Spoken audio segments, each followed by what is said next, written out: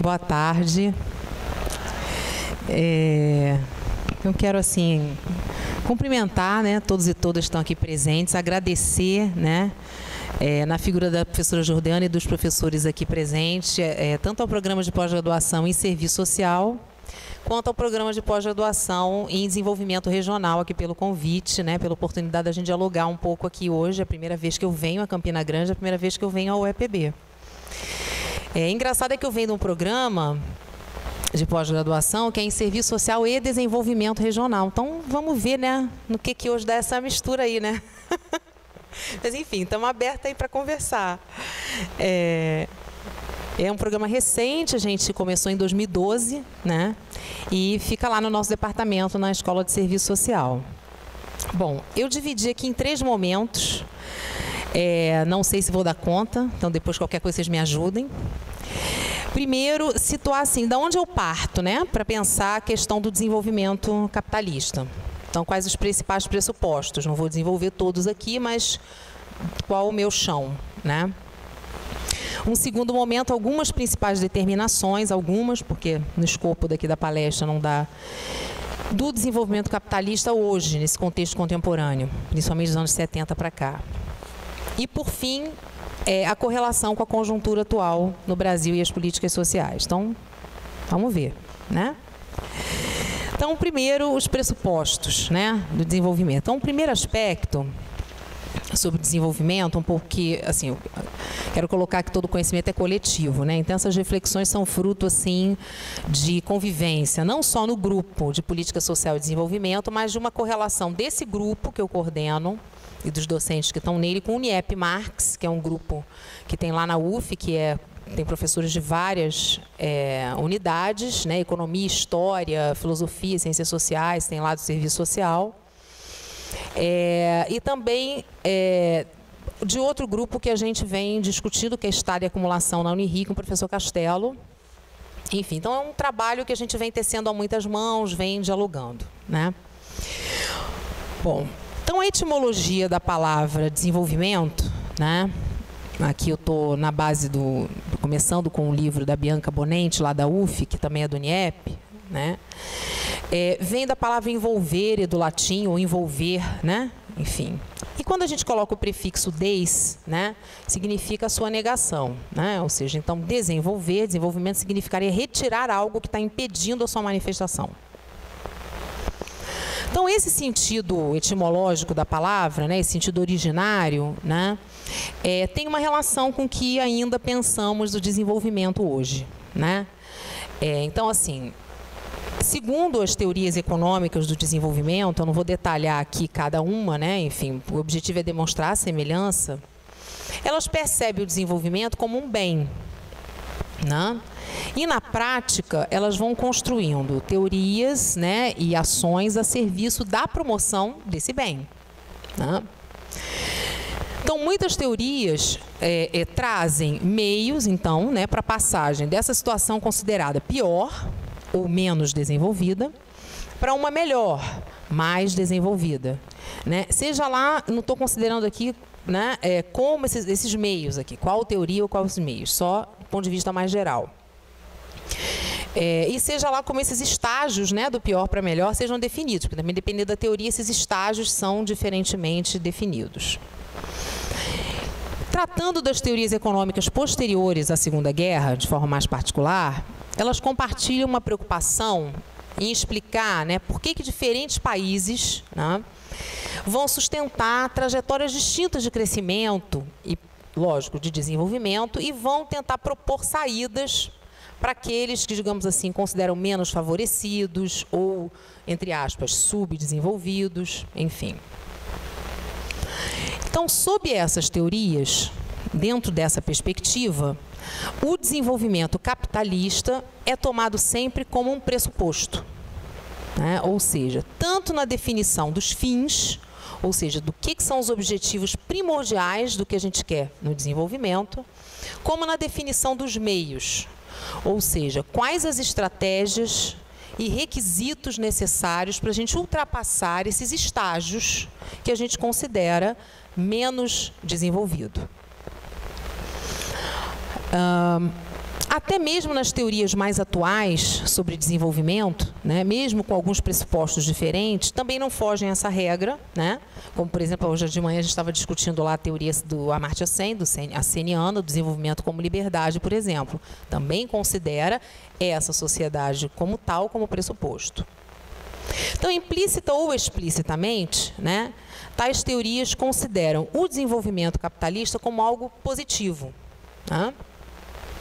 Então, trabalham para melhorá-lo. Então, eu parto de pressupostos diferentes dessas teorias, tá? Eu não considero o desenvolvimento capitalista um bem e nem que nos levará a um lugar melhor. Ok? Então, primeiro ponto. Então, nessa sociedade especificamente capitalista, o desenvolvimento, né, de uma forma bastante simplista, né, seria, então, o trânsito de um estágio mais baixo de desenvolvimento para um mais alto. O que isso significa, né? A predominância mais ampla da lógica capitalista na nossa existência social, da lógica das mercadorias, da lógica da exploração, enfim, etc., né? Então, por que eu recuso e penso que a gente deve recusar a noção de desenvolvimento das teorias econômicas em geral, embora a gente tenha que conhecê-las, né? Mas fazer a crítica. Bom, se a gente confia, eu estou partindo de onde que Marx tem razão em suas análises, né? E a gente admite que está correto afirmar, né? Se tiver besteira, depois vocês editam, né? Não está ao vivo, então pode cortar, editar, botar direitinho. Então, se o Marx está correto, e a gente admite que ele afirma, né, que o capitalismo não pode existir, por exemplo, sem um exército industrial de reserva. Então, logicamente, que a gente vai ter que sempre conviver com desemprego. Que o capitalismo não pode existir sem a desigualdade. Então, logicamente, que a pobreza vai fazer parte sempre desse desenvolvimento. Que nós estamos subordinados às tendências à crise. Então, obviamente que ampliar esse desenvolvimento seria também ser partícipe dessa lógica, da reprodução dessa lógica de crises. E de... Acho que é esse aqui. Meu fio chegou, porque eu esqueci o fio em algum lugar aqui. E que esse desenvolvimento também faz um uso destrutivo da natureza, ou seja, que a gente tem um limite material e ecológico. Então, se a gente admite que isso está correto, esse é um primeiro ponto para a gente pensar, né? Em uma questão, seria esse, então, a única forma de ser e de viver dos seres humanos nesse planeta, socialmente falando? A gente só pode, então esse vai ser sempre o pressuposto? Então, esse é um primeiro ponto. Então, o Lukács, ele nos ajuda a elucidar essa questão, quando ele trabalha a sua ontologia do ser social, que se a gente percebe o desenvolvimento capitalista como um momento historicamente específico, né, momento histórico de um desenvolvimento mais amplo do ser social, ou seja, então, numa perspectiva ontológica, podemos questionar essas tendências, né? Ou seja, podemos expor essas leis tendenciais, né, como leis que não são naturais, portanto, não precisamos ter apenas isso como pressuposto, e nos esforçar para transitar para uma outra forma social de ser ou outro modo de desenvolvimento que não seja capitalista. Foi até aí, gente? Porque eu sei que a gente está com professores, está com alunos, está com profissionais de graduação. É esse mesmo.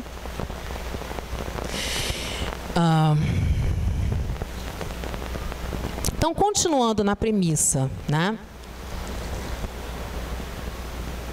de que Marx tem razão,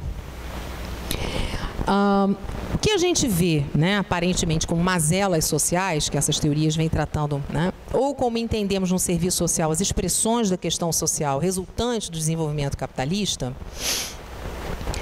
fazem emergir formas de consciência, né, em diversos níveis, filosófico, ético, científico, artístico, etc., para tentar compreender as suas causas e buscar suas soluções. Tá? Então, as teorias econômicas, que tratam, né, o desenvolvimento capitalista como desenvolvimento em si, ok? Entendem que aquilo que a gente no serviço social chama expressões da questão social, que são expressões das contradições desse desenvolvimento, realmente são mazelas, né? E necessitam de algum remédio. E tais saídas, tais remédios, né, passam pela afirmação do próprio desenvolvimento capitalista. Ou seja, que causa tais males. Tá dando para ter aí? Então, essas teorias, elas deixam de ser apenas teorias, né, e passam a ser ideias necessárias à reprodução desse tipo de desenvolvimento. Então, hoje a gente tem, por exemplo, um monte de teorias sobre pobreza e alívio da pobreza, enfim, né? Então, elas não são apenas, são expressões, mas passam a ser necessárias, são remédios, passam a ser necessários dentro dessa lógica. Em síntese, entendo o desenvolvimento capitalista a partir da obra do Marx, né, em diálogo com autores da tradição marxista, especificamente no Capital, que demonstra, né, que na sua própria Constituição a sociedade mercantil ela possui um impulso imanente para o aumento da riqueza, simultaneamente a produção da pobreza, e que nesse modo de produção possui uma dinâmica autoexpansiva. Ou seja, então essa tendência de se autoexpandir, por isso que a gente fala hoje em globalização ou mundialização, né, já estava prevista lá no século XIX como uma lei tendencial. E vários autores vêm atualizando essa análise, né, a cada ciclo expansivo. Né? Então, eu não vou entrar aqui na obra de Marx, na tradição marxista, mas esse é um primeiro ponto que eu queria destacar de onde eu parto. Ok? Um segundo pressuposto importante, que parto também para entender o desenvolvimento capitalista, é que eu penso que o seu movimento, ele não é uniforme, ele tem uma tendência geral, mas ele se movimenta de forma desigual e combinada. Né? Então, a concepção de desenvolvimento desigual, ela aparece, por exemplo, sustentada por Lenin no livro Imperialismo, né? Etapa Superior do Capitalismo, em 1917, embora o termo ele não seja tratado de forma refinada ali, a análise que ele faz do capitalismo dos monopólios demonstra isso, né? Como essa relação ela é desigual. Em Trotsky, né, a categoria aparece como desigual e combinada, ou seja, não é só desigual, mas há uma combinação orgânica dessas diferentes formas de desenvolvimento, diferentes maneiras, então, né? Em diversas obras. Então, Balanços e Perspectivas, do Trotsky, 1906, Terceira Internacional, depois de Lenin, 1928, História da Revolução Russa, 1930. Né? Em 1957, o filósofo George Novak, ele publicou um ensaio enfatizando, né, esses estudos do Trotsky como uma lei do desenvolvimento desigual e combinado, uma lei tendencial, né, a partir do Trotsky. E outros autores também que são interessantes para avançar e que também são referências importantes no desenvolvimento da categoria desenvolvimento desigual e combinado é o Ernest Mandel, né, e o Michel Lovy. Então, esse é um segundo aspecto que também é um pressuposto que me ajuda a entender o desenvolvimento capitalista. Um terceiro aspecto, esse vem me debruçando de forma mais recente, né, no tempo mais recente, de forma a suplementar as análises de desenvolvimento desigual e combinado, que eu comecei há mais tempo, é a questão da dependência. Tá? A formação do capitalismo dependente, particularmente o capitalismo dependente brasileiro. Né? A gente ainda carece de muitas análises, mas a gente está vendo que isso vem crescendo. Então, embora eu não exclua, né, o grupo que a gente tem feito não exclua a leitura de autores clássicos brasileiros como Ottaviani, Florestan Fernandes, Caio Prado Júnior, né, o meu maior esforço pessoal de leitura tem sido a aproximação com a teoria marxista da dependência. Então, de onde vem a teoria marxista da dependência? Rapidamente, que é só um pressuposto, né? Ela é forjada na conjuntura de meados da década de 60 e 70, né? Conjuntura em que a gente vivia vários processos, desdobramentos da Revolução Cubana de 59, a explosão de fortes movimentos políticos em toda a América Latina, a implementação da Aliança para o Progresso, né, vinda lá dos Estados Unidos e outros países, as elevadas expectativas e profundas frustrações, né, frente ao processo de industrialização latino e nacional, a entrada massiva de capital estrangeiro e a imposição das ditaduras militares por parte das classes dominantes em vários países da região, né, na América Latina. Então, a teoria marxista da dependência, ela nasce de polêmicas e disputas político-intelectuais que seguem vigentes, né, até hoje, confirmam a vitalidade científica dessa teoria, partindo da obra de Marx, né, partindo da tradição marxista. Então, para pensar essa condição da relação desses países periféricos ou, nas teorias econômicas, considerados terceiro mundo ou menos desenvolvidos, na relação com o capitalismo no sistema mundial. Bom, nos últimos 10 anos, aproximadamente, é bem notável o crescimento do interesse em torno da teoria marxista da dependência no Brasil, que se reflete diretamente no meio acadêmico, com artigos, monografias, dissertações, teses, análise de conjuntura. Então, há cada vez mais textos e contribuições nas quais se trata de retomar e aprofundar categorias como superexploração da força de trabalho, subimperialismo, estado de contra-insurgência e de quarto poder, entre outros que são legados aí do Rui Mauro Marini.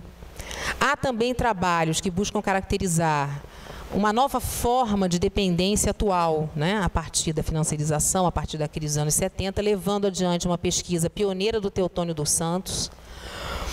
Também se notam releituras da contribuição de Vânia Bambirra, no sentido de redefinir diferentes tipologias, aquela parte do Lenin, mas que adota a dependência, né?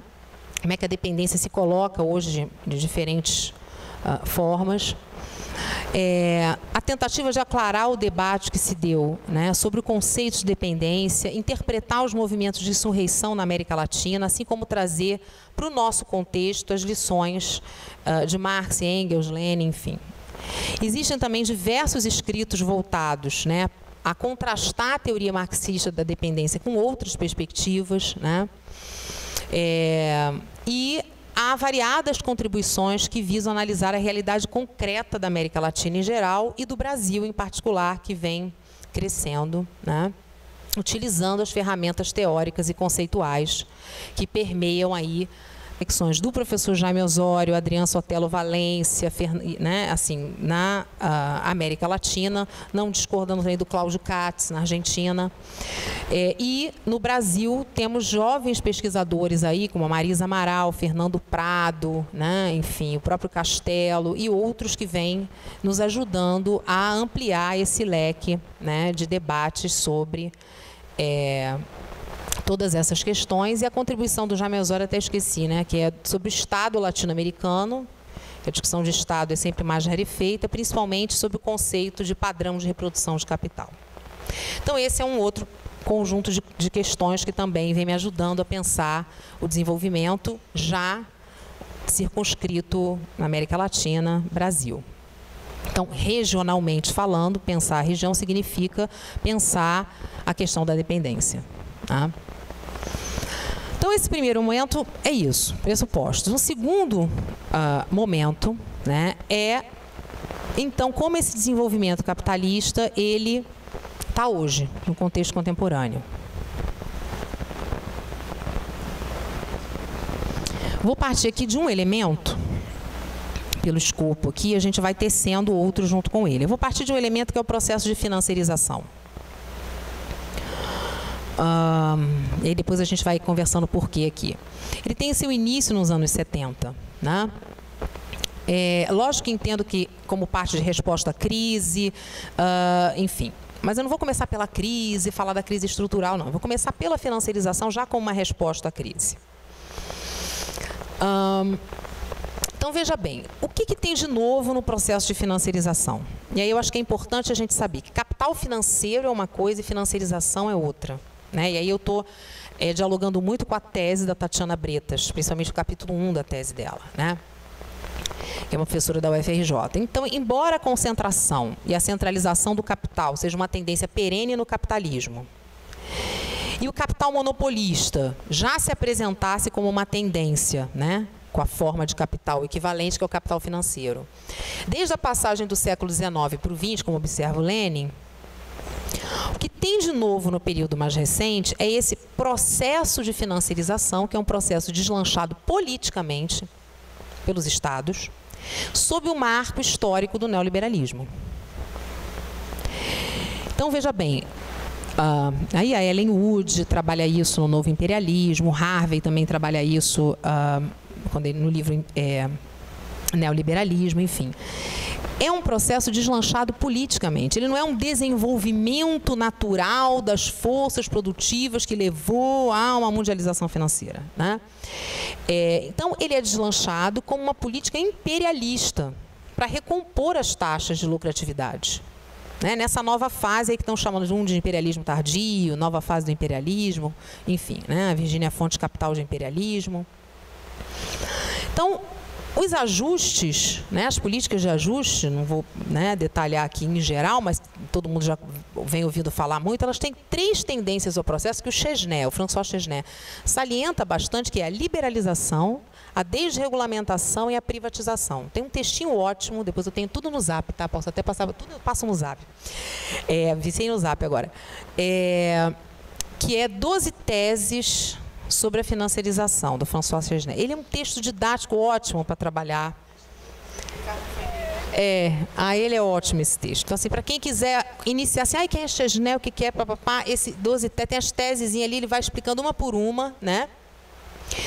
Então, o que é importante aí, né? É que essas ações elas vão sendo implementadas, né, por meio desses ajustes estruturais, né? Lógico que em ritmos e cadências diferentes nos países centrais, nos países dependentes também com as suas particularidades, da sua formação, enfim. Mas o que é de resultante que a gente tem desses processos de liberalização, de regulamentação e privatização que começam lá com a Thatcher e com o Reagan, porque eu coloco que o Chile foi um laboratório, mas que efetivamente a generalização dessa experiência de deslanche, de rompimento com Bretton Woods e tal, começa a partir daí. Promoveu uma intensificação dos fluxos financeiros. Ou seja, a restauração do poder das classes burguesas no sistema mundial, né? E, obviamente, na relação dos países dependentes com os países centrais. Em resposta à crise estrutural, que tinha uma tendência à queda dos seus, né, da taxa de lucro, é uma busca de rentabilidade por meio do aumento dos fluxos financeiros, né? Esse é o pulo do gato do capital. Obviamente que não é separado da produção. Não deixa de ter crescimento, mas o crescimento não é o crescimento do Fordismo, né? É o crescimento da China, né? A China é uma coisa meio assim. Então, assim, é difícil, né? Porque ela está num momento... Então, assim, mas a tendência geral, né, dos países no mundo foi um baixo crescimento e um aumento da taxa de lucratividade, né? Em geral, por conta dessa lógica, um novo padrão de acumulação do capital. Ou, como a gente trabalha na teoria marxista da dependência, um novo padrão de reprodução do capital, cuja centralidade tem a financiarização. Então, é diante desse quadro, né, que um conjunto de mudanças voltadas para a produção vem no sentido de aumentar o tempo de rotação de capital, ou seja, o tempo que o capital fica na produção de mercadorias, ou seja, que ele entra no circuito, no ciclo, né, de produção, como dinheiro, passa pela produção e sai como mercadoria com valor acrescido para poder se realizar, né, no mercado. Então, aumentar esse tempo de rotação, ampliar as condições de exploração da força de trabalho e diminuir, obviamente, os custos da força de trabalho, o valor da força de trabalho.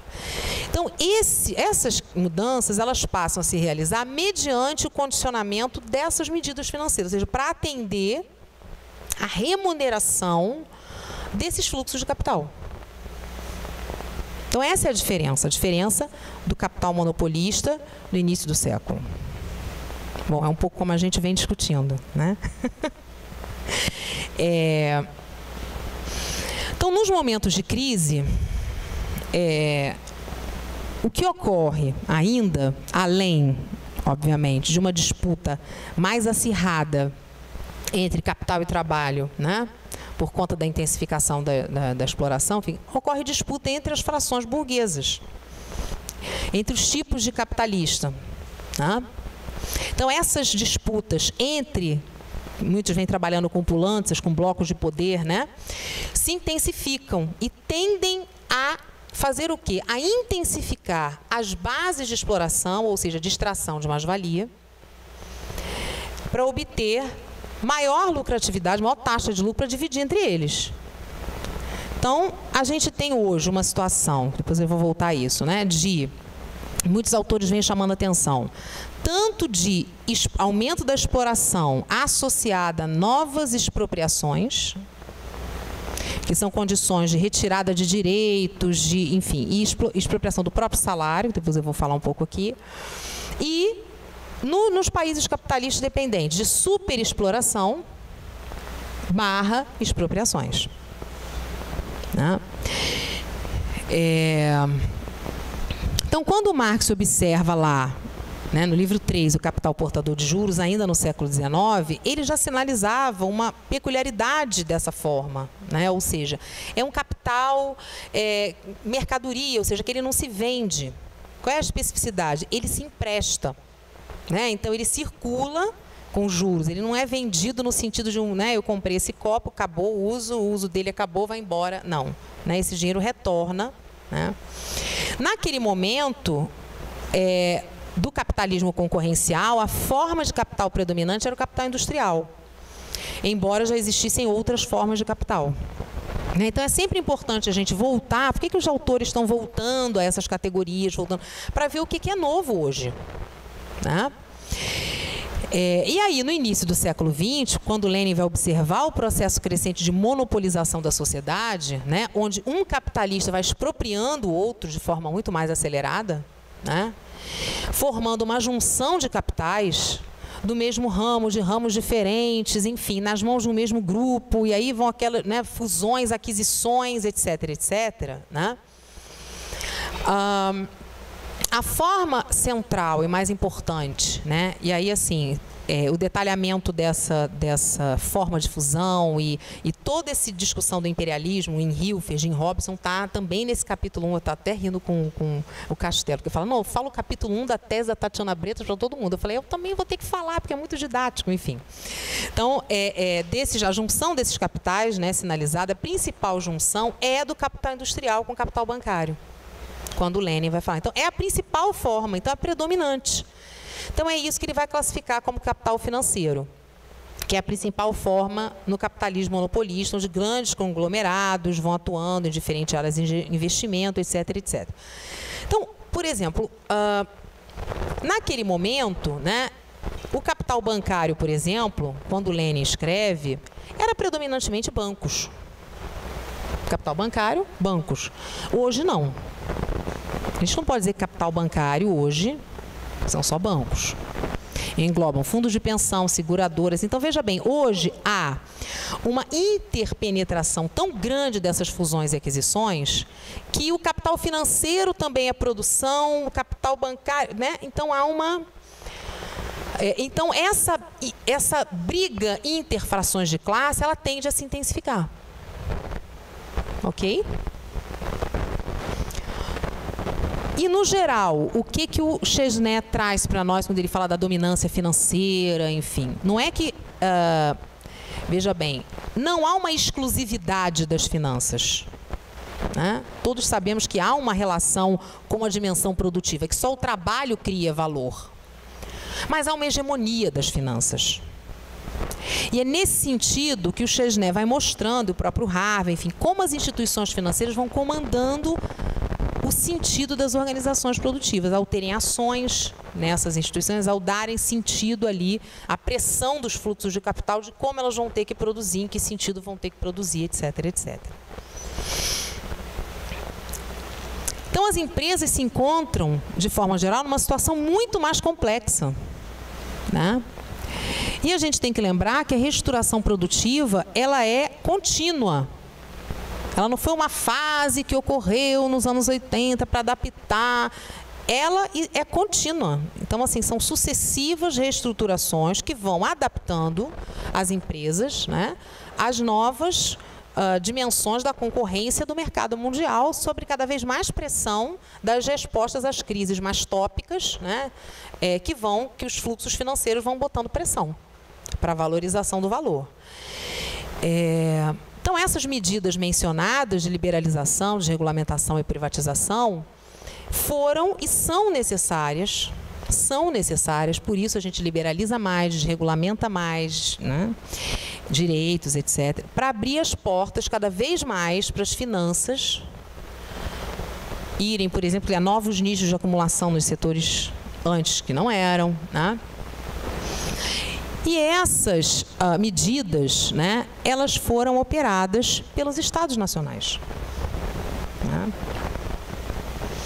Então, por isso, eu falei no início, né, o diferencial é essa questão política, né? Então, o imperialismo, né, ele é uma expressão, né, desse movimento estrutural.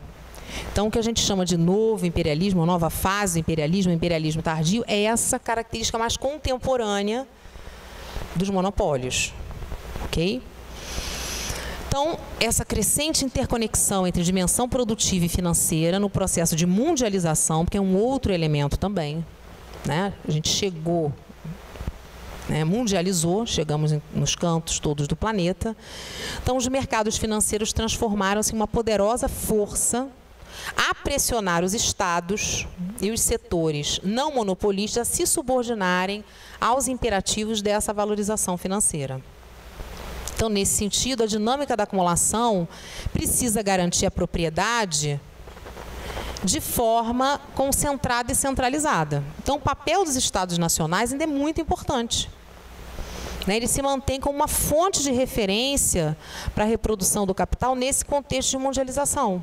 Que, além de promover essas políticas, eles asseguram essas novas formas, esses novos patamares de propriedade, que são os fluxos de capital, propriedade intelectual, etc., etc., né? Então, eles vão operar o sistema mundial com centros de poder, né, em que determinados estados estão numa situação de subordinação, de dependência em relação aos centros. Então, nessa atual fase de reprodução do capital já mundializado, né, criam-se novas modalidades de dependência de países em relação, né, com núcleos, digamos assim, espaciais privilegiados de acumulação, né, em determinadas áreas, frente a territórios em que predomina, por exemplo, a desacumulação ou desativação de grandes núcleos espaciais produtivos, por exemplo. Numa espécie do que vem chamando-se de desterritorialização do ciclo do capital, deslocalização dos fluxos de capital, conduzidos devidamente pelos Estados nacionais. Com flexibilização, por exemplo, das regras de poluição ambiental, com as regras trabalhistas ou do trabalho escravo, que tiveram que voltar atrás, enfim, e por aí vai. Então, a valorização do valor em âmbito mundial vem proletarizando cada vez mais, né, pauperizando e explorando em níveis que vão agudizando, né, as contradições em todo sentido, mas as condições de superexploração nas periferias já existentes. Por quê? Como a gente está ligada no sistema mundial, e aí isso é uma discussão que vem muito do Adrian Valencia, como a gente está interligado no sistema mundial, então a superexploração ela vai ocorrer mediante a dependência, mas diante dessa pressão financeira, né, a gente tem uma nova fase da dependência, então agudizam essas condições de pressão para que a superacumulação aconteça nas periferias já existentes ou criam-se novas periferias. Tá? Então, o que eu estou trabalhando com a ideia de superexploração aqui é com a superexploração do Rui Mauro Marini, né, que significa aumento da intensificação do processo do trabalho, ampliação da jornada de trabalho e o pagamento abaixo do valor necessário. Então, veja bem, a relação entre trabalho necessário e trabalho excedente não é só uma relação de aumento do trabalho excedente em relação ao trabalho necessário. O trabalho necessário, para o Marini, ele tem esse diferencial, ele é pago abaixo do seu valor. Né? Então, por exemplo, para o Iane, para o Florestan, para o Chico de Oliveira, isso é diferente. Tem superexploração nas obras dele, mas isso não é pago abaixo do seu valor, é só uma questão de super, ou seja, mais exploração, a taxa entre trabalho excedente e trabalho necessário. Tá? E nos países centrais, né, uma condição de exploração redobrada. Tá? Então, segundo o Jaime Osório, a pauperização, a superexploração e a exploração redobrada, porque não considero aqui a superexploração em países centrais, não é resultado somente das transferências de valor das economias dependentes para as centrais, fruto desse intercâmbio desigual, por exemplo, que temos com as economias centrais. Então, que a gente tem que transferir valor para lá. Mas também conversão, né? Essa pauperização hoje, ela vem pela conversão de parte do fundo de consumo dos trabalhadores em fundo de acumulação de capitais, ou seja, aquilo que a gente utiliza, né? O que é o fundo de consumo, né?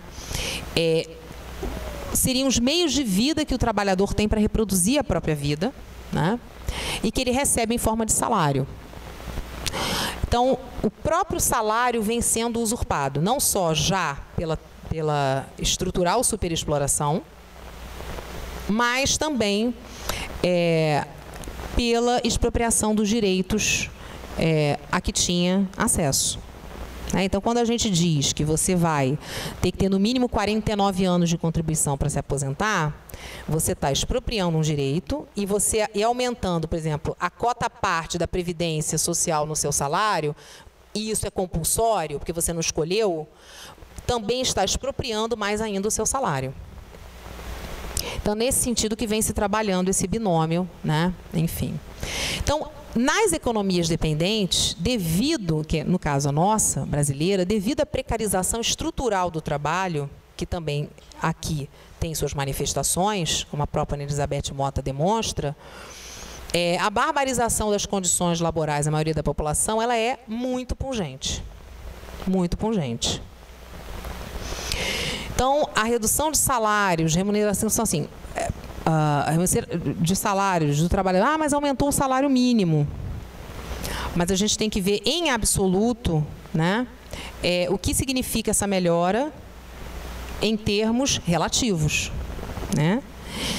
Então, restringe, né, a sua reprodução e da sua família, digamos assim, abaixo do que seria o necessário à sua reprodução. Então, assim, mesmo aumentando o salário mínimo, não chega ao necessário que seria para a sua reprodução e de sua família dentro do que seria o padrão hoje de necessidade diante do grau de exploração que se sofre. Deu para entender? Depois a gente pode entrar melhor nisso. Então, as políticas sociais sob essa ordem, elas são refuncionalizadas. Ganham uma outra função.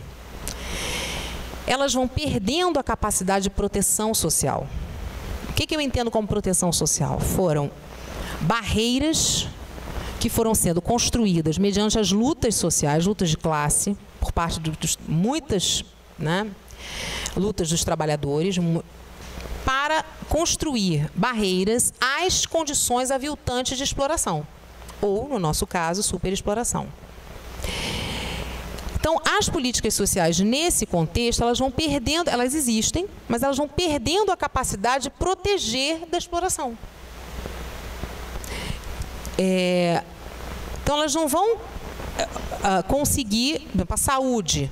Como é que a gente tem um sistema de saúde que está lá, atende às condições mais emergenciais, mas conseguem proteger das doenças do trabalho, prevenir determinadas doenças que não, né? Então, é isso que é o sentido da proteção. Então, a legislação do trabalho, a legislação previdenciária, determinados benefícios, férias, está tudo interligado para construir o quê? Aquilo que a gente entende como sistema de proteção social, que são essas barreiras às condições de exploração e as condições de vida que essa sociabilidade também nos traz. A aceleração, a ansiedade, todos os distúrbios que a gente vai tendo aí, né? e que tem tido uma tendência cada vez mais à medicalização. Então, as políticas sociais, elas vão perdendo essa capacidade de proteção, tem uma tendência aí à desproteção social, mas elas não perdem a capacidade de regular o trabalho, de regular o comportamento econômico dos trabalhadores. Então, elas passam a funcionar, elas já funcionavam, né? Mas, de certa forma, também atendiam essas demandas por proteção. Então, hoje, digamos assim, que elas têm um teor muito mais fortalecido dessa dimensão da integração dos trabalhadores nos circuitos de produção, nesse circuito, mas de integração de forma precária, né? Para a extração de mais-valia, mas sem garantir esses padrões de proteção. É mais uma sobrevivência mínima. Né? E isso só é possível por outra condição, que a gente sabe que é o aumento da superpopulação relativa e da informalidade, da precarização.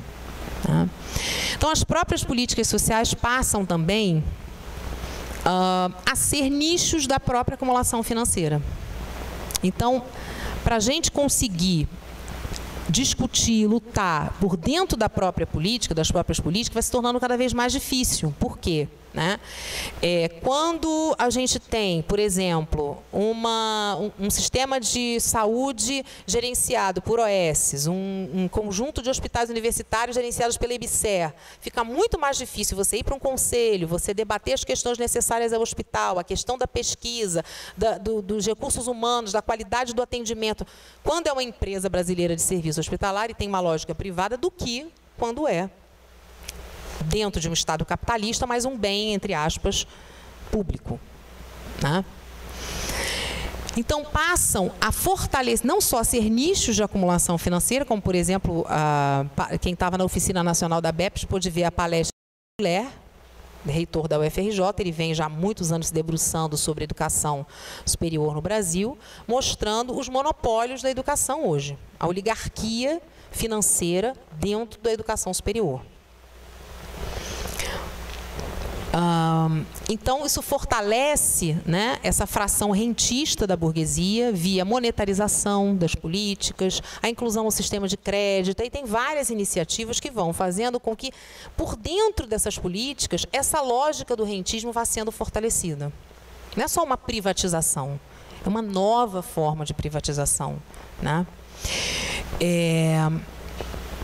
Então, esse processo não se inicia com o golpe ou com a crise de 2008, lá, enfim, com a Grécia, etc., ele foi sendo construído desde os anos 70, desde a primeira etapa do neoliberalismo, quando ele vai ganhando perninhas, né, nos anos 70, e essas sucessivas etapas de contra-reforma.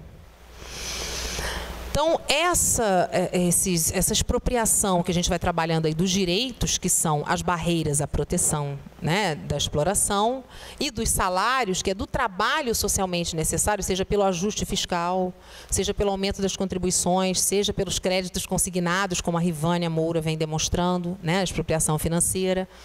Eles vão formar parte de um fundo público que vai direcionando cada vez mais, né, o fundo público para o capital financiarizado.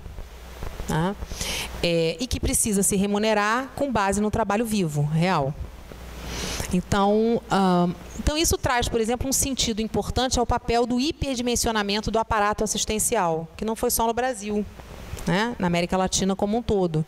Quer dizer, não protege, a sensação que a gente tem, né? Porque a política de assistência cresceu, mas qual é o grau, o nível de proteção efetiva a essas condições que ela oferece? Porque sozinha, sem estar dentro de uma seguridade, sem estar interligada a outras políticas, né? Sem a tal da intersetorialidade, né? Que pressupunha-se lá na Constituição com a seguridade, qual é o nível, né? Qual é a potencialidade que ela tem de proteção? Né? Então, não só no Brasil, mas em toda a América Latina. Então, não protege, controla os trabalhadores, né? Integra precariamente uma grande parcela da classe trabalhadora e também daqueles que estão na informalidade ou na superpopulação relativa, né? Estagnado no próprio pauperismo, e mistifica, né, esse próprio processo de exploração e de retirada de direitos. Bom, então é diante dessas contradições que eu vou tentar situar. Quanto tempo eu tenho? as políticas sociais na atual conjuntura brasileira. Então, já situei um pouco as políticas sociais, é um pouco assim que, nesse sentido, elas vão aparecer aqui, né? Não vai botar conclua agora não, que aí também já... conclua já? Não, porque ela vai botar... Ela não bota assim 10 minutos, ela bota conclua. A pessoa toma até um susto, ela tem que avisar, de certa forma, com certo tempo. Ela dá, melhorou. Mas já tem 10 minutos, não? Já tem 10 minutos só? Cruze, gente. É isso mesmo? Eu falei isso tudo já? Quanto tempo eu falei? Perdi a noção?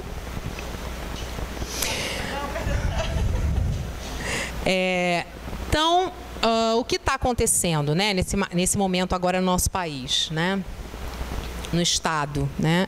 É um processo complexo, não é linear, não é evolutivo, cheio de determinações que se entrecruzam, internacionais, nacionais, regionais, locais, temporais, porque né, trazem questões do nosso passado, afetam o nosso presente e comprometem o nosso futuro, né? Então, começar pelo golpe, vou arriscar aqui o que chamamos de golpe, eu vou ter que cortar algumas coisas, porque ela já botou 10 minutos olhando ali para mim. Então, o que a gente chama de golpe, né? Tem uma discussão se é golpe, se não é golpe, enfim. O que a gente chama de golpe? Né? Um golpe jurídico, parlamentar, midiático, né? Em que o impeachment foi um dos momentos constitutivos, né? Então, esse golpe ele veio sendo construído antes do processo de impeachment e a gente continua a assisti-lo. E ele tem continuidade nas políticas de austeridade fiscal e de corte de direitos que a gente vem assistindo, né? Então, tem uma definição de golpe que eu gosto muito, que é do Álvaro Bianchi, que ele diz o seguinte: golpe de Estado é uma mudança institucional promovida sob a direção de uma fração do aparelho de Estado que utiliza para tal de medidas e recursos excepcionais que não fazem parte das regras usuais do jogo político. Eu acho que cabe bem para essa conjuntura atual, né? Porque não tem uma intervenção militar direta, né? Mas não deixa de ser um golpe, porque a gente usou, que eu digo o nosso Estado, né? O Brasil, usou os recursos excepcionais que não fazem parte das regras usuais do jogo político para, enfim, fazer uma mudança, promover uma mudança institucional, né? Então, acho que compreender o que é o golpe, né, é o primeiro passo para a gente enfrentar esse processo aí.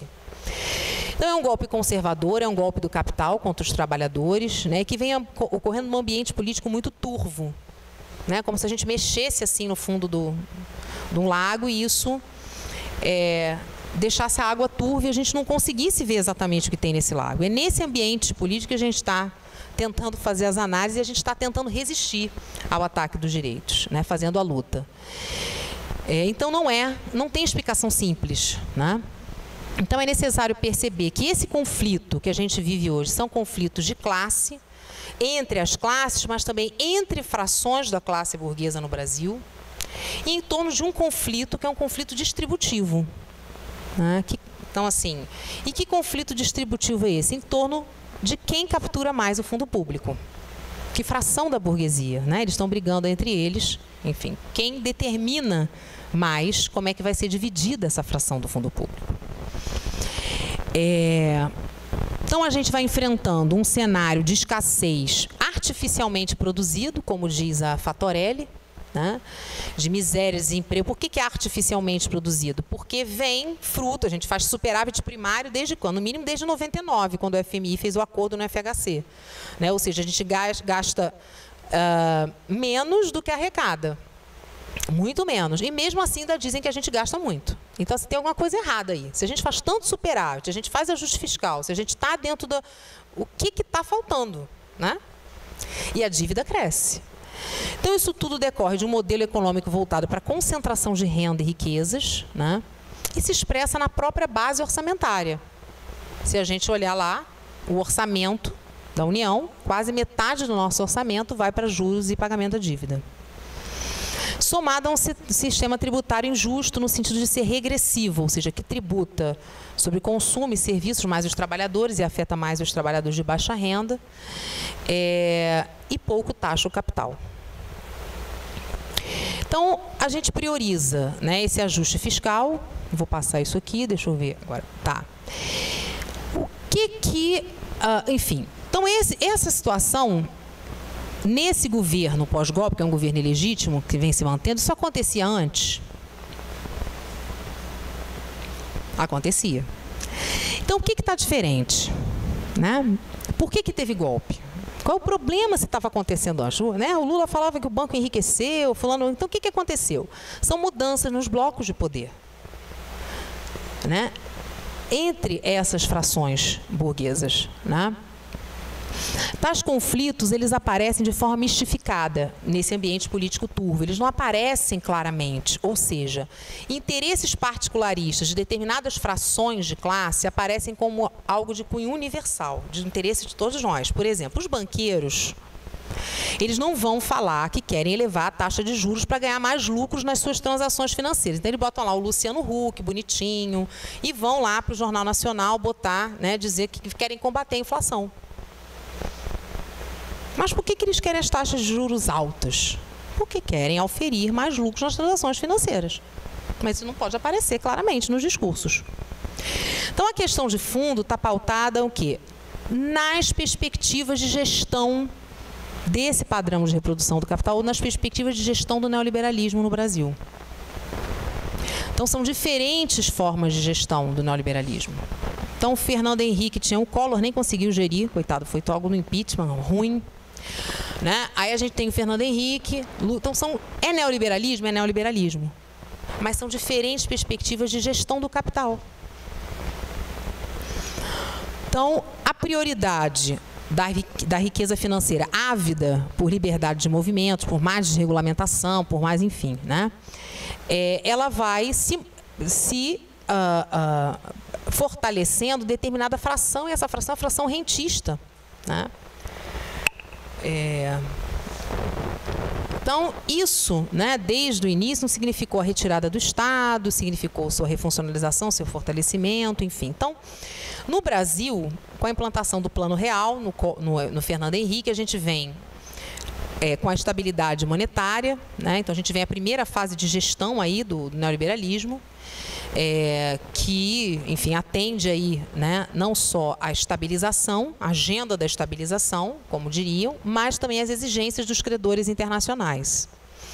Então, a partir de 95, a gente experimenta aí, muitos de vocês já leram, né, que é um agressivo programa de privatizações, a adoção de medidas para liberalizar o comércio, fortalecimento da abertura financeira, enfim, esse rol de elementos que o Plano Real traz.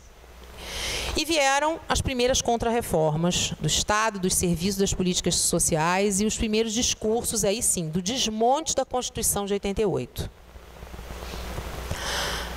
A Constituição de 88, quer queiramos ou não estou fazendo uma apologia à noção de Constituição cidadã, como se não houvessem contradições na própria Constituição, na forma como ela foi colocada ali. Mas ela, de certa forma, trazia determinadas garantias à superexploração da força de trabalho. Né? Então, isso a gente não pode negar. E aí já aparecem os primeiros discursos contra a Constituição de 88. Assim, mais fortemente falando, em contra-reformas mais concretas, né? Não só o discurso político apologético. Então, após a crise de 99, com o acordo com o FMI, com a adoção do tripé macroeconômico, né, a relação entre pagamento dos juros da dívida vai se mostrando cada vez mais incompatível com a garantia de direitos constitucionais. É a lógica que está hoje. No primeiro mandato do Lula, essa agenda neoliberal ela não vai se alterar muito. Né? Inclusive, esses parâmetros macroeconômicos vão ser mais aprofundados. Né? Mas o governo do PT ele foi se diferenciando paulatinamente dos seus antecessores, combinando, né, a continuidade dessa agenda econômica neoliberal com políticas sociais de maior alcance, impacto, mas de baixo custo. Eu não vou entrar aqui, mas a Bolsa Família, o aumento do salário mínimo, a ampliação do acesso ao ensino superior, aí, com todas as suas contradições. Né? Hoje, lá a Paloma caracterizou bem isso lá para a gente na banca. Então, e acesso a serviços básicos, como luz para todos, água para todos, Minha Casa Minha Vida, PAC, SUAS, etc. Né? Então, esse não foi um movimento do Lula, não foi um movimento do Brasil. Esse foi um movimento feito nos países dependentes, particularmente toda a América Latina adotou essa fórmula: ajuste fiscal, políticas de transferência de renda, acesso a serviços básicos e o acirramento das políticas de segurança pública. onde a gente não pode colocar o consenso, vamos botar a coerção. Foi uma fórmula que aparecia em vários documentos de organismos internacionais, Banco Mundial, CEPAL, PNUD, BID, enfim. Então, nessa fase, né, ajuste fiscal, transferência de renda, né, acesso a serviços básicos, é o que a caracteriza, né, o que o Castelo chama de social-liberalismo, né, o liberalismo mais suave, né, fruto da revisão do consenso de Washington, originalmente falando, alguns chamam lá internacionalmente de pós-consenso, outros fazem a crítica, chamam de consenso revisitado, enfim. As políticas neoliberais passam a adotar a área social como parte da sua estratégia de permanência como gestão do capital. No Brasil, essa geração de ajuste chega, né, e ganha contornos aí particulares. Então, passa a ter um termo novo aí na agenda, no segundo mandato do governo Lula, que é o novo desenvolvimentismo, né? Vou partir direto aqui para o que se configura aí a partir do segundo mandato do governo Lula. Se configura, nesse suposto novo desenvolvimentismo, uma frente de frações da classe burguesa interna, bastante heterogênea, né, composta por empresas brasileiras inseridas em variados ramos da economia, aliadas a baixa parte da classe média, grande parte da classe operária, do campesinato e de trabalhadores informais. Então, eles apostavam aí naquilo que a gente chama de política de conciliação de classe, né? Apostava no crescimento econômico, com forte participação das empresas nacionais, um discurso nacionalista e neonacionalista, enfim, né? Contemplava e buscava, né, uma aproximação com os movimentos né, culturais mais favoráveis, feminista, negro, LGBT, essas siglas sempre se atualizam, eu tenho uma certa dificuldade de me atualizar, mas no outro dia eu estava lendo, conversando com o Castelo num café, ele, poxa, eu fui lendo um jornal, tem 37 classificações de gênero, agora eu não dou mais conta. Eu falei, nem eu, 37 é muito, né? Então, assim, a gente tem que se atualizar mesmo, tá sempre usando as nossas colegas do GTP, da BES, para nos ajudar, porque é muita agenda, para a gente poder não incorrer em erros, enfim, e equívocos nas conversas com os movimentos. Então, embora todas essas diferenciações não mexessem no núcleo duro dos princípios econômicos neoliberais. Então, por que eu falo bastante nessa questão da luta das mulheres, do negro, LGBT, enfim, né? Que teve um impacto político importante no cenário nacional. A gente depois vai ver que o golpe vai trazer impacto diretos nele e tem um porquê, né? Então, o advento dessa crise financeira aí, né, de 2008 e suas consequências, de início, o impacto dessa crise, eles puderam ser driblados, né, por uma estratégia mais agressiva de expansão ao crédito, que vai assegurar aí a finalização, já vou concluir, né, para concluir? Ah, tá. De finalização, enfim, de expansão do crédito e garantiu a vitória da Dilma. Tá? Mas no primeiro mandato da Dilma, a situação se agravou. Tá? Então, o agravamento econômico leva à conturbação do cenário político, quer dizer, aquele crescimento internacional que a gente teve nos 2 mandatos do governo Lula não existia mais, com a crise de 2008. Então, esse cenário se agravou e levou àquelas manifestações de junho de 2013, acho que muitos aqui lembram, né? E isso levou o país dividido para as eleições presidenciais de 2014. O que estava em disputa nas eleições de 2014? De um lado, a tentativa de manutenção desse projeto de conciliação de classes, ou seja, o neodesenvolvimentismo. De outro, estou acelerando aqui, um resgate, entre aspas, da agenda neoliberal puro sangue, ou seja, da valorização do mercado, enfim, e o rompimento com o modelo neodesenvolvimentista, porque no discurso do governo eles se colocavam como pós-neoliberais, enfim. Então, essa frente do neoliberalismo puro sangue, ultra-neoliberalismo, enfim, né, veio dirigida pela fração da burguesia brasileira mais próxima ao capital internacional, né, o capital internacional e essa fração de burguesia interna, né, vão ter o apoio da alta classe média. Contudo, o que acontece? A Dilma vence as eleições de novo, né, por uma pequena margem de diferença. E aí começa uma gestão Frankenstein, né, que no discurso ela afirmava que era para manter a conciliação de classe, mas, na verdade, o que ela vinha fazendo já era uma política de austeridade comandada, aí, por exemplo, pelo Joaquim Levy, lá no mercado financeiro. Então, essas medidas pioraram, né, além de piorarem o cenário econômico, né, abriram margem para mais contestação política ainda. Né? Então, por exemplo, o ano de 2015 fechou com queda de 3,8% do PIB. Né? E aí o que acontece? Esse grupo, essa fração burguesa mais ligada ao capital internacional e ligada à alta classe média, para ganhar os setores populares, começa a disseminar, um discurso conservador e reacionário. Né?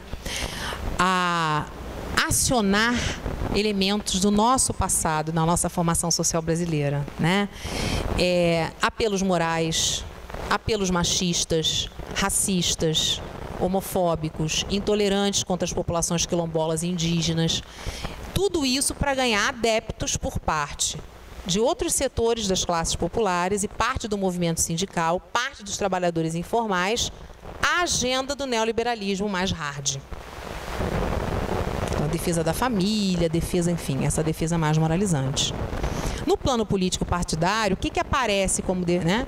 O PSDB e o DEM eram os principais partidos a vocalizar aí esses interesses. Não são eles são a expressão e a vocalização desses interesses. Então, isso nos dá um panorama para entender, né, que os governos PT não foram para os trabalhadores, né, embora conciliassem as classes, mas para atender os interesses de grandes empresas internacionais, né, não excluindo aqui parcialmente interesses do capital financeiro internacional, e fazendo a conciliação numa conjuntura de crescimento e de grande vantagem econômico-financeira no cenário internacional, entre 2003 e 2008. Que a crise política que hoje percebemos, ela não é um levante das elites contra um governo dos trabalhadores, pois os governos do PT nunca foram governos dos trabalhadores. Né? Eles nunca abandonaram a agenda neoliberal. Tanto que no final dos anos 90, os 10% mais ricos detinham 53% da renda nacional e passaram em 2012 a concentrar 75,5%. Ao mesmo tempo, o combate à miséria, melhorou a vida para os mais pobres? Melhorou. Olha só, 20% dos mais pobres aumentaram a sua participação na riqueza nacional de 2% para 4% nesse mesmo interstício. Ou seja, deixaram de sobreviver pelo Banco Mundial com menos de $1 ao dia para sobreviver com $3, que nesse novo relatório que saiu em 2015, saíram da miséria absoluta para entrar numa outra escala de pobreza. Então, inscrito numa conjuntura internacional de crise estrutural do capitalismo, o golpe de 2016 no Brasil é o capítulo mais dramático, né, do ponto de vista do neoliberalismo no Brasil, porque supõe o abandono das estratégias sociais liberais. Então, a partir daí, a gente tem um acelerado aumento da coerção estatal, de atitudes violentas e repressivas, de grupos paraestatais exercida contra a classe trabalhadora, gerando áreas, inclusive, que alguns autores falam neofascistas, enfim. Né?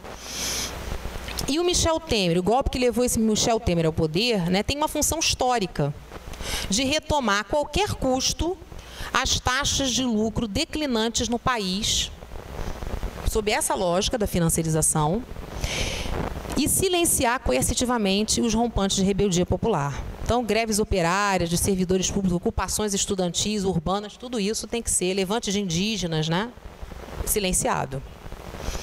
Então, não estamos diante de uma restauração do neoliberalismo, então uma restauração, que chamam restauração conservadora, né, enfim, não é do neoliberalismo com golpe, porque o neoliberalismo nunca deixou de ser hegemônico desde os anos 90 no Brasil, mas uma nova etapa do neoliberalismo.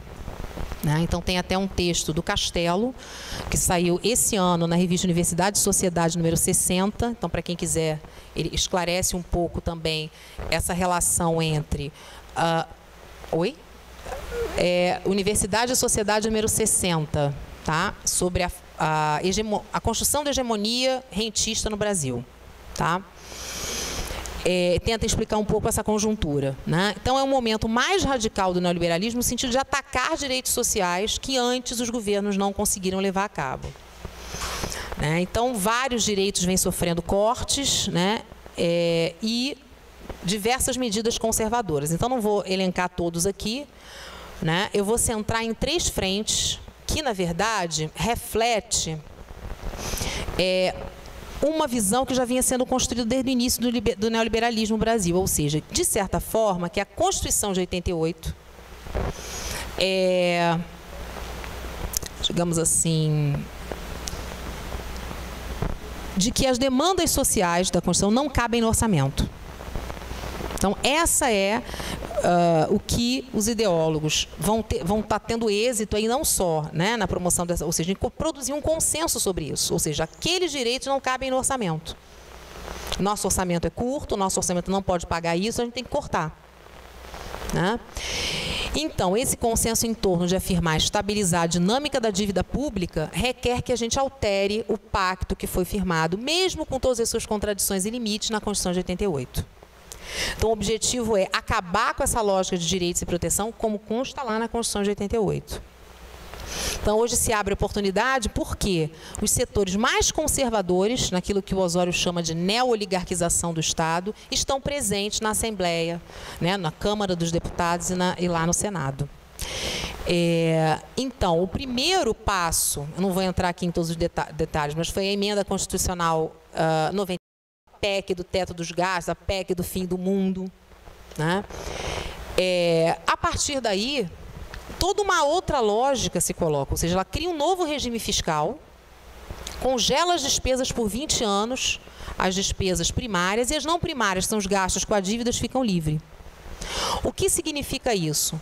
Desmantela todos os mecanismos constitucionais de alocação de recursos. Para que a gente vai fazer conferência? Eu fico pensando aqui. Para que a gente vai construir plano municipal? Tem um teto muito específico.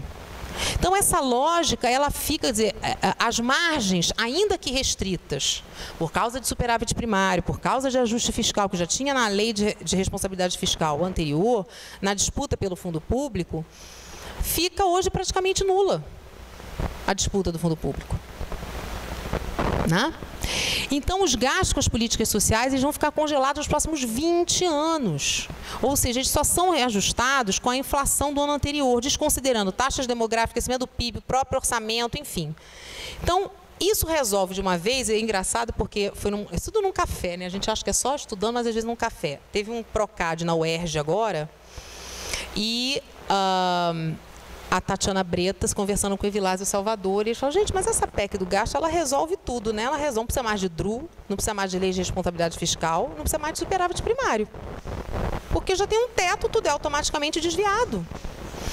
Então, o resto dos recursos de contribuições e impostos automaticamente já ficam retidos, porque já estão lá no Ministério da Fazenda, né? E aí, ligado a isso, obviamente, está a Previdência. Por quê? Na lógica deles, que é a lógica da emenda constitucional da teto dos gastos, né? Como vai ter um limite no geral para todas as políticas, para onde vai a demanda? Para a Previdência. Então, eles têm que estabelecer uma forma de conter o que eles chamam gastos com a Previdência. Então, dentro da lógica deles, que eles estabeleceram, do que são as políticas sociais no Brasil, eles têm que conter os gastos com a Previdência, sim. Não na nossa lógica, a lógica da seguridade, a lógica, né, da ampliação dos benefícios e serviços, da universalização do acesso, etc. Então, por isso, a defesa tão árdua da reforma da Previdência. E aí, obviamente, junto, não vou mais entrar aqui, depois a gente pode entrar, né, mas são vários direitos que saem com a reforma da Previdência, é um absurdo, né? Enfim, ela captura cerca de 10% do PIB. O Brasil é um país que mais cresceu os fundos de pensão. Se lá fora, na OCDE, eles cresceram em torno de 4,5% a 5%, no Brasil, no mesmo período de 2000 a 2014, cresceu quase 15%. Então, assim, é um absurdo como os fundos adoram, né, os juros altos, então vieram para cá. Então, assim, tem... A outra questão é a reforma da terceirização e a reforma trabalhista, né? Porque aí a gente fecha esse ciclo. Eu não vou entrar aqui, né? A reforma trabalhista já foi votada 11 de novembro, vários elementos aqui. Precisa terem uma ideia, mulheres grávidas e lactantes passam a poder trabalhar em locais insalubres, dependendo dos graus mínimos ou médios. Antes não, antes era proibido. Então, assim, é um projeto, na verdade, de dominação de classe, né? Que nas economias dependentes, né? é de extremamente deterioração das condições de vida e de trabalho em geral. Então, assim, pulei um monte de coisa aqui por causa da hora, mas, assim, amplia, se complexifica essa apropriação do trabalho necessário de diversas formas. E o modo de ser da política social hoje não tende a proteger os trabalhadores dessas condições, né, na forma como elas estão sendo contra-reformadas. E aí, diante desse cenário, de forma mais imediata, a gente precisa defender os direitos que ainda restam, né? Por quê? Né? No plano histórico, né, sem a perspectiva revolucionária ou de um outro desenvolvimento que não seja o capitalismo, não há defesa da classe trabalhadora, mas apenas diferentes projetos de gestão do capital. É isso que está em disputa aqui. Então, a resistência tem sido a palavra de ordem. E aí, assim, hoje eu fiquei bem chateada, né, porque eu ia fazer, no final, uma conclamação a todos para a greve geral, no dia 5, não, mas eu posso chamar o seguinte: vamos manter a mobilização, né, porque o meu sindicato, que é o Andes, manteve a mobilização, mas vários segmentos, né, houve um recuo em relação à greve. Não sei se vocês já receberam aí nos apps, né, por parte dos dirigentes de centrais sindicais, sem consulta às suas próprias bases. Então, a questão que eu deixo para vocês pensarem, né, porque eu acho que a gente não está no momento só de resposta, mas também de questões para a gente pensar junto, qual o impacto do apassivamento da classe trabalhadora construído pelo transformismo do PT? Então, não é só coerção que a gente vê nesse governo Temer. Tem consenso, embora esse binômio coerção e consenso sejam diferentes. Agora, qual o impacto disso? Porque, diante desse recuo que a gente teve hoje, como é que a gente pode falar? A Sara Granneman vem falando numa nova fase de conciliação de classe. Será? É muita sacanagem, né? Então, assim, obrigada. E se a gente puder conversar um pouquinho, vai ser ótimo.